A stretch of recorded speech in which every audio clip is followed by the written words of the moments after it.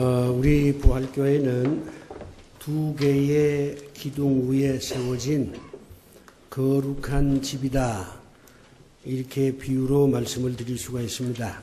첫 번째 기둥은 생명을 살리는 것입니다. 생명을 살린다는 말은 복음을 전해서 그리스도를 알지 못하는 사람들이 그리스도를 통해서 구원받게 하는 것이 그 첫째고, 두 번째는 이 고달픈 인생을 사는 동안에 여러 가지 시련이나 역경, 실패와 좌절, 불안과 공포, 소외와 외로움, 이런 것 때문에 패배의식을 갖고 산다는 것이 별 의미가 없는 것이다. 이렇게 인생에 대해서 무의미한 그런 태도를 갖고 있는 사람들을 격려해서 저들로 하여금 생명력을 갖고 삶에 보다 더 적극적이고 생의 한복판으로 걸어갈 수 있도록 힘을 주는 것이 그 둘째입니다.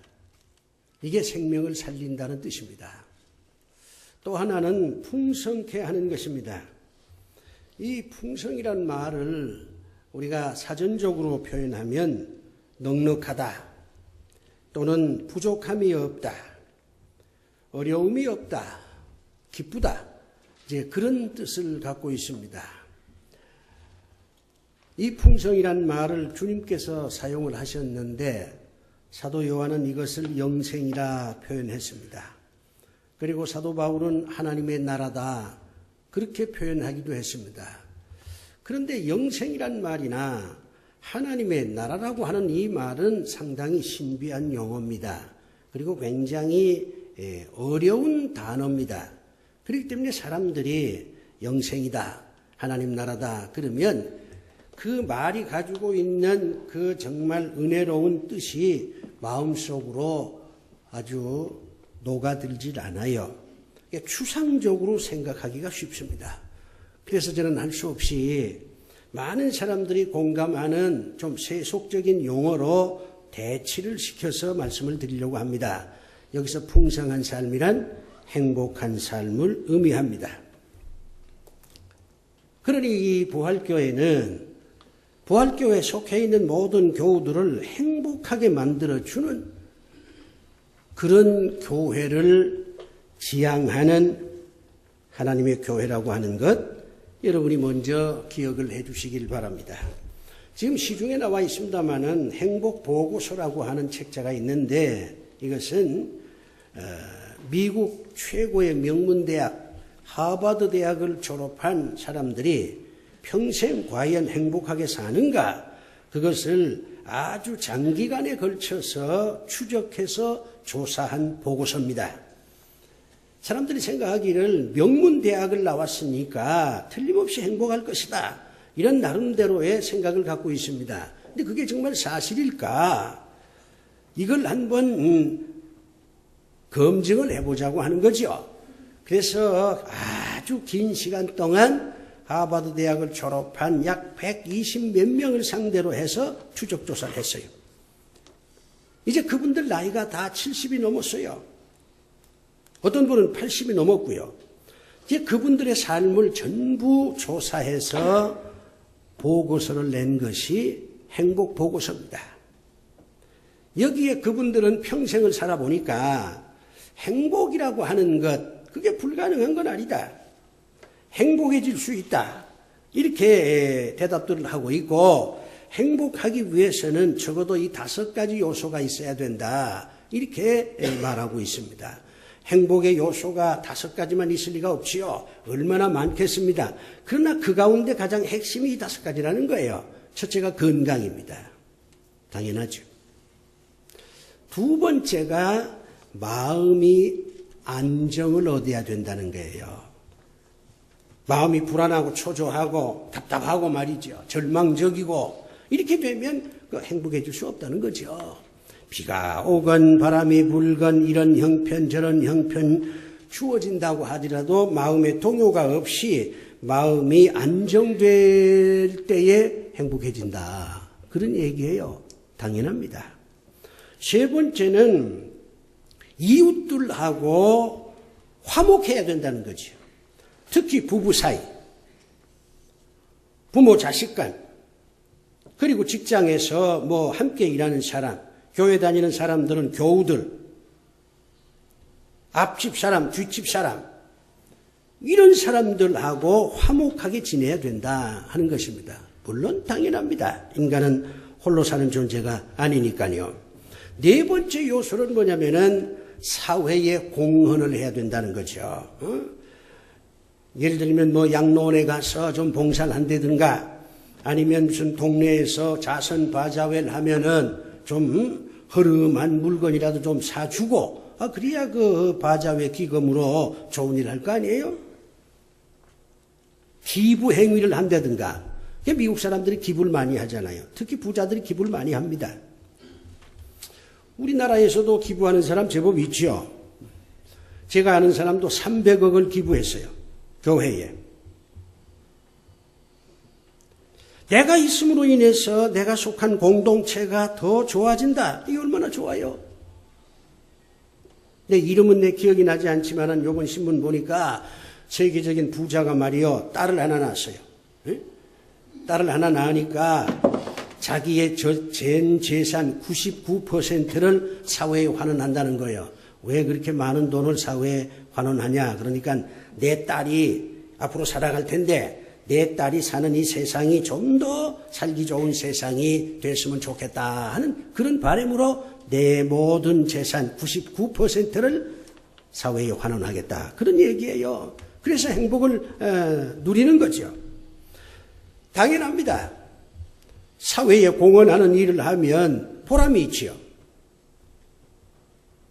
그 다음에 마지막 5번째가 돈이 있어야 된다는 거예요. 돈이. 당연한 거 아니에요? 사실 따지고 보면 이 5가지 가운데 가장 핵심은 돈일 겁니다. 자, 돈이 있어야 건강관리도 하지요. 돈이 있어야 마음이 좀 편안해지잖아요.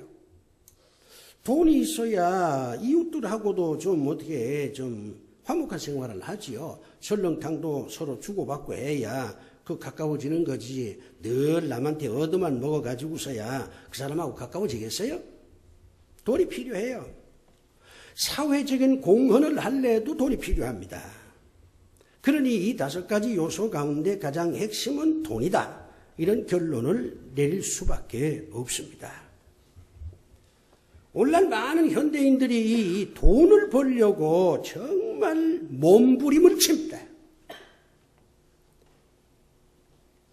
돈을 벌기 위해서 사업을 하기도 하고, 돈을 벌기 위해서 심지어는 사기도 치고, 돈을 벌기 위해서 마땅히 주어야 할 걸 주지도 않고, 심지어는 돈을 벌기 위해서 남의 것을 착취하기도 하고.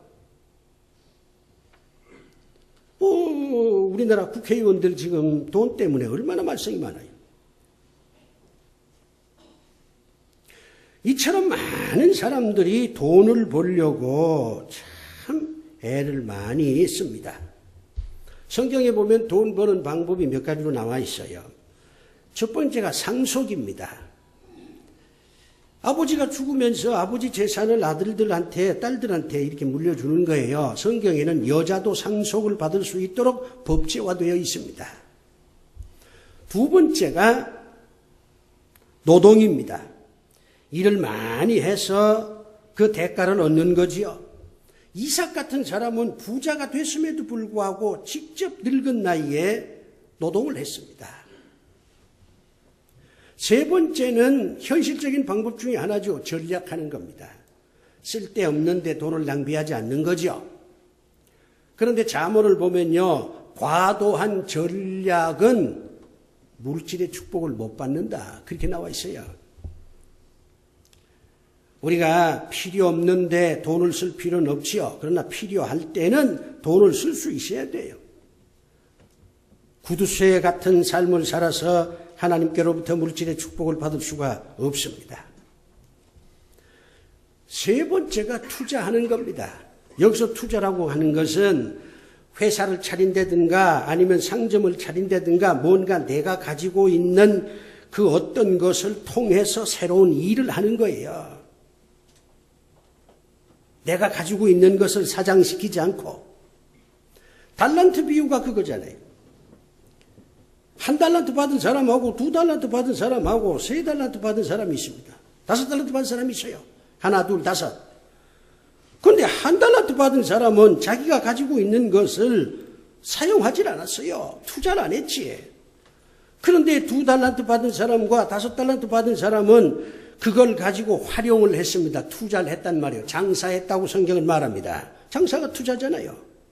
그래가지고서 돈을 번 거예요. 그랬더니 주님이 그 투자한 사람을 칭찬하지 않아요? 착하고 충성된 종이라고. 그러니까 돈을 버는 방법 중에 하나가 투자하는 거예요. 4가지밖에 없어요. 상속, 노동, 전략, 투자. 이렇게 하게 되면 돈을 벌 수 있다. 하나님께서 그렇게 말씀을 합니다. 그런데 이 상속이라고 하는 것, 이게 정말 어려운 거잖아요. 상속은 운명적인 겁니다. 우리가 태어날 때 부자 아버지를 선택할 수가 없잖아요. 노동도 한계가 있는 거예요. 우리가 24시간 계속 노동할 수 없잖아요. 그렇게 되면 죽으니까. 그리고 우리가 노동한 것만큼 수익을 얻는 것도 아닙니다. 정말 슬프게 노동을 했지만은 결과가 허망한 경우가 얼마나 많습니까? 그래서 자살하는 사람도 생기는 겁니다. 전략도 마찬가지예요. 많은 사람들이 우리 사회가 소비 사회이기 때문에 소비를 해야만 되거든요. 남들이 소비하는데 나라고 소비 안 할 수가 없잖아요. 요즘 우리 사회는 소비가 하나의 문화예요. 그러니 전략할 게 있어야지. 그러니 전략을 통해서 무슨 물질을 얻는다. 이것도 사실상 어려운 것입니다. 그나마 현대인들이 제일 돈을 벌 수 있다 이렇게 생각하는 게 투자지요.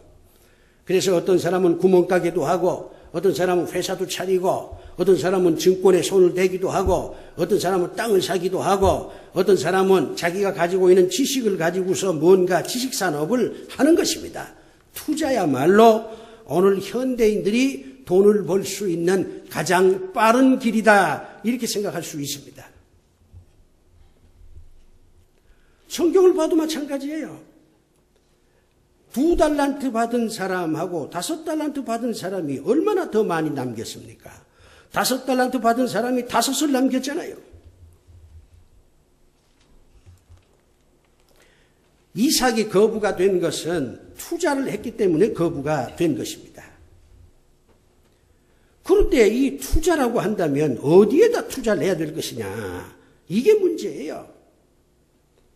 우리가 투자해야 된다 그러면은 아마 4가지일 거예요. 첫째는 땅에 투자하는 겁니다.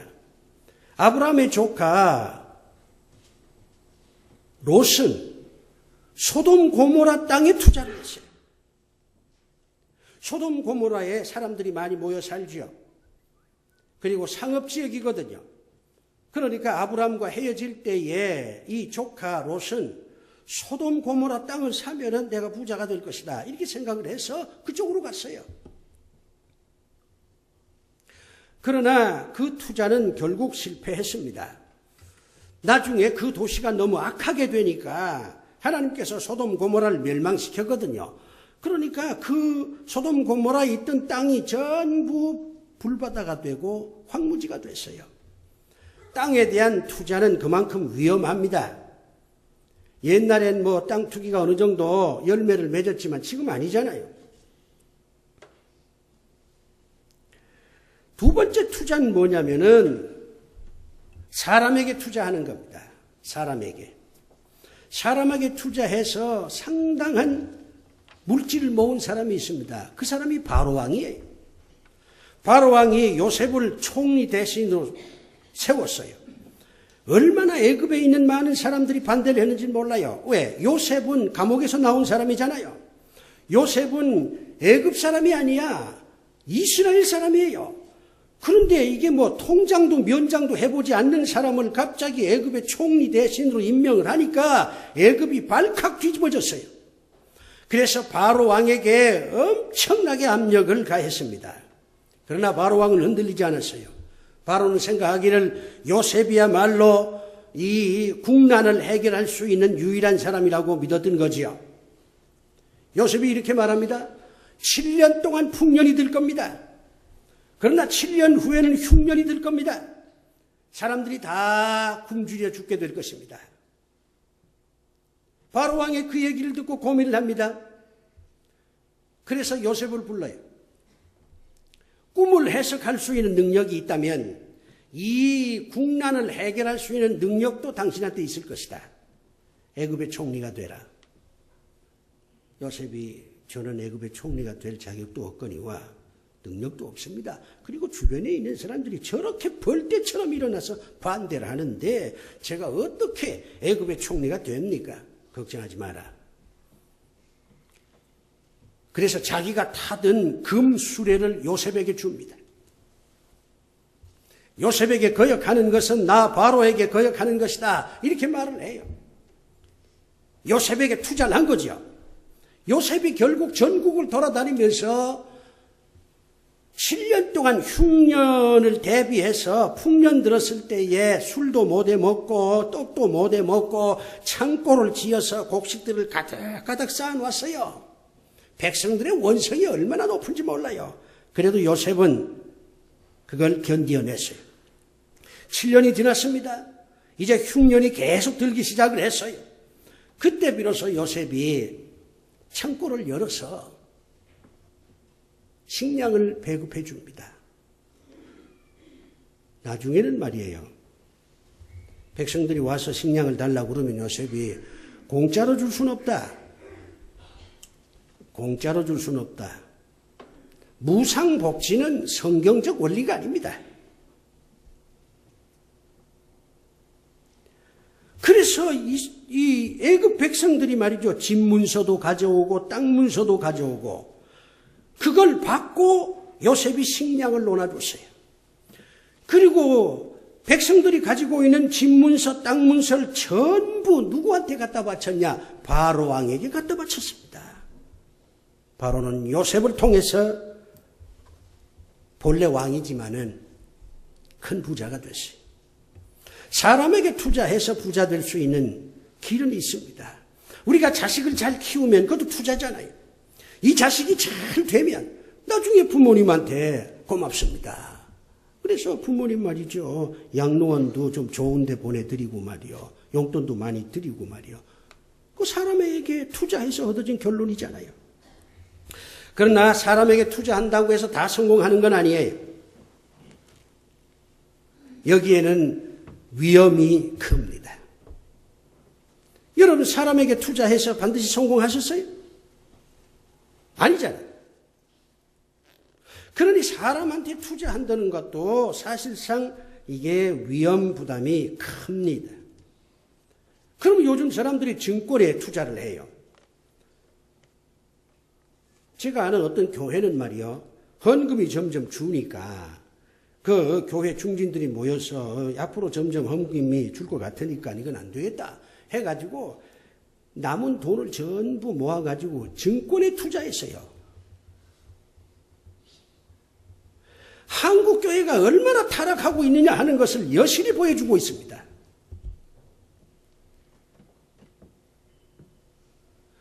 어떤 데는 이제 새로 예배당을 지을 때 이런 식으로 예배당을 짓지 않고 이제 빌딩을 짓기 시작을 했어요. 그래가지고 맨 위에는 예배 처소고 나머지는 다 세 주는 거예요. 이렇게 비참한 자구책을 지금 한국교회는 찾고 있는 거예요. 증권에 투자하는 것이 위험하지 않습니까? 예, 위험합니다. 그래서 땅에 투자하는 것이나 사람에게 투자하는 것이나 증권에 투자하는 것은 위험 부담이 많다. 이렇게 결론을 내려요. 그러면 마지막 남은 투자처가 딱 하나 있어요. 투자처라고 표현하기가 좀 그렇습니다만은 오늘 본문을 보면 우리 하나님께서 이스라엘 백성들한테 이렇게 얘기합니다. 나에게로 돌아오라. 이스라엘 백성들이 말합니다. 하나님께 돌아가려면 어떻게 해야 됩니까? 그랬더니 하나님께서 말씀하시기를 11조를 내라. 너희들이 11조를 내면 나에게로 돌아오는 것이고 11조를 내지 아니하면 나에게 돌아오는 것이 아니다. 이렇게 말씀합니다. 오늘 본문을 통해서 우리가 알 수 있는 것은 하나님께 투자하는 것이 최고의 방법이라는 거지요. 하나님께 투자하는 것이 최고의 방법이에요. 여긴 전혀 위험부담이 없어요. 저는 지난 33년 동안 설교를 하면서 한 번도 11조 헌금에 대해서 설교한 적이 없어요. 왜냐하면 사연이 있어요. 내가 도원동교회에 젊었을 때 집사였거든요. 근데 이제 부흥회 할 때마다 강사들이 와서 헌금 강조를 하는 거예요. 그랬더니 젊은 집사들이 모여서 참 다른 말씀은 좋은데 이 헌금 강조하는 거는 이거 교인들 시험에 들게 하는 거 아니냐. 뭐 우리 같은 사람은 뭐 그래도 좀 불편하지만은 뭐 이해할 수 있지만 이거 처음 온 교인들은 오자마자 말이지 헌금 얘기를 하니까 이거 시험에 들어서 예수 믿겠냐. 이제 그런 그 불평들을 하더라고요. 근데 내가 들어보니까 그거 이해가 돼요. 그래서 나는 절대로 헌금 설교를 안 하겠다 이렇게 결심을 했어요. 33년 그 스스로의 다짐을 지켰습니다. 우리 동네에서 말이요 부활교회에 대해서 뭐 여러 가지 자랑거리 중에 하나가 목사님이 헌금에 대해서 전혀 설교하지 않는다. 이게 아주 우리 동네에 소문이 난 우리 부활교회 자랑이에요. 그래서 내가 그 얘기를 들을 때마다 정말 내가 잘했구나 이렇게 생각을 하는 거예요. 근데 말이요 어느 날 어떤 분이 저한테 전화를 주셨어요. 저는 목사님 설교를 좋아합니다. 여러 가지로 깨닫는 바가 많습니다. 그런데 목사님이 왜 헌금 설교를 안 하십니까? 물론 목사님은 교인들을 편안하게 해주기 위해서 시험에 들지 않도록 하기 위해서 헌금 설교를 안 하는 것 같지만 그러나 반대로 생각을 해보십시오. 성경은 분명히 11조를 강조하고 있고 11조를 내면 하나님께서 물질의 축복을 주신다고 성경은 밝히고 있는데 목사님이 11조 헌금 설교를 안 하니까 그것은 교인들이 물질의 축복을 받을 수 있는 길을 막아버리는 겁니다.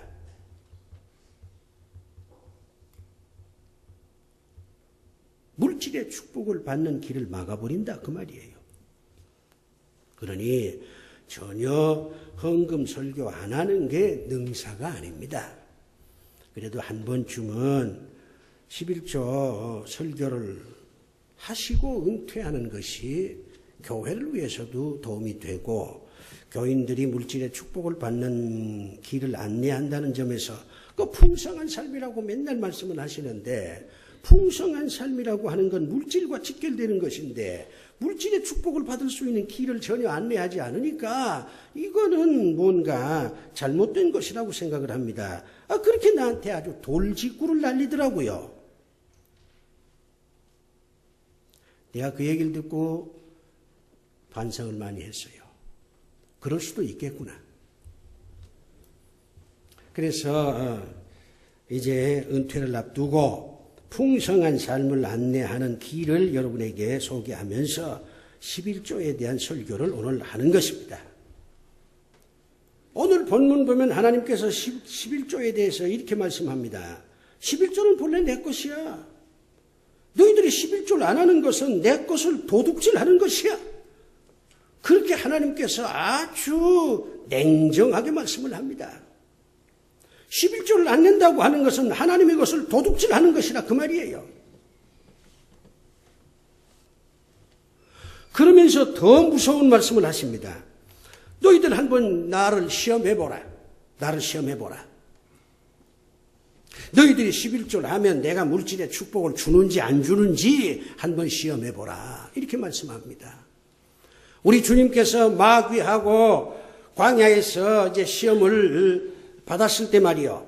주께서 마귀한테 이렇게 말합니다. 내 하나님을 시험하지 말라. 우리가 하나님 시험하면 안 되잖아요. 하나님 시험한다는 자체가 불경이잖아요. 그런데 하나님께서 오늘은 저러 다른 말씀을 하는 거예요. 나를 시험해 보라 말이야. 너희들이 11조를 하면 내가 복을 주는지 안 주는지 그건 말 가지고 되질 않으니까 너희들이 행동으로 한번 해봐야 내 말이 참말인지 거짓인지 알 수 있지 않냐. 그러니까 나를 시험해 보라. 그렇게 하나님께서 아주 냉정하게 간절하게 말씀을 하십니다. 시카고에 가면요, 시카고 대학이 있습니다. 제가 일이 있어서 미국 갔을 때 시카고 대학을 방문했는데 굉장히 시카고 대학이 커요. 그리고 그 시카고 대학 안에 예배당이 하나 있어요. 예배당이 얼마나 웅장하고 큰지 정말 감탄할 정도입니다. 근데 그 예배당을 누가 지었느냐? 대학도 마찬가지입니다만은 록펠러가 지었습니다. 거기에 보면 어머니를 위하여 그렇게 써 있어요. 어머니를 생각해서 아들이 시카고 대학과 그 안에 있는 성전을 지었어요. 이 어머니가요, 죽을 때에 아들한테 유언을 합니다. 이 10가지 유언을 하지요. 그 10가지 유언을 록펠러가 잘 따랐어요. 내가 이제 우리 부활교회 교인들 가운데 정말 헌금으로 하나님께 영광을 돌린 분들이 있어요. 그분들한테 얼마나 감사한지 몰라요. 그래서 이 록펠러에 대한 책을 하나 구입해서 선물로 드릴까 하는 그런 생각을 하고 있습니다만은 그 10가지 가운데 이런 게 있어요. 예배를 드릴 때는 반드시 맨 앞에 앉아라. 그 다음에 예배는 가능하면 본교회에서 드리라. 본교회에서 드리라 이 말이죠. 그 다음에 사업을 해야 되는데 적을 만들지 말라. 좀 손해 보더라도 적을 만들면 나중에 큰 우환이 생긴다. 사실 이 사업하는 사람들끼리 서로 모략도 하고 중상도 하고 세금 어쩌고 저쩌고 했느니 투소도 하고 그래서 아주 골치 아픈 일이 많이 생기잖아요. 그리고 직원들 사이에도 적을 만들지 말라는 거죠. 직원 가운데 나중에 나가가지고 그 내부자 고발이라고 그러잖아요. 적을 만들지 말라는 거예요. 잘해주라는 겁니다. 그 다음에 이제 담임 목사님하고 싸우지 말라. 그런 것도 있어요. 그 다음에 거기에 11조를 드리라 하는 얘기도 있습니다. 록펠러가 그대로 순종을 해서 최고의 재벌이 된 것입니다.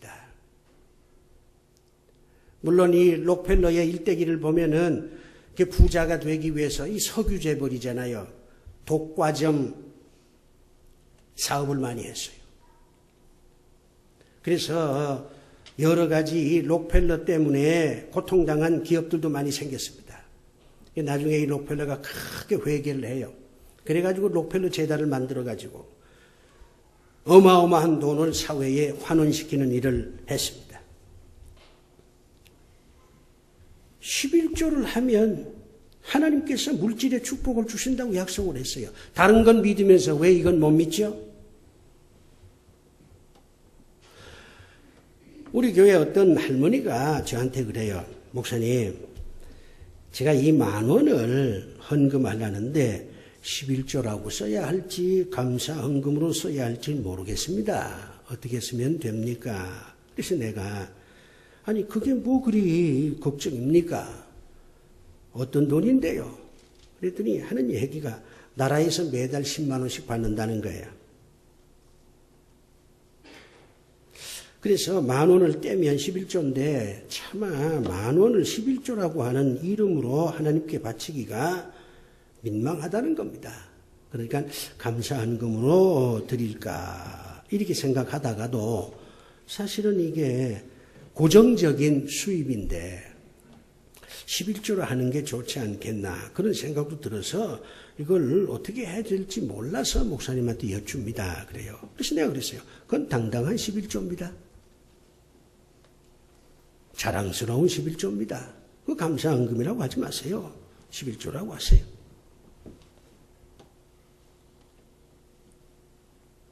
11조를 한다는 게 과연 어려운 일인가? 어렵습니다. 이게 쉬운 게 아니에요. 액수가 작았을 때는요, 좀 쉽지만 액수가 커져가면 이게 어려워요.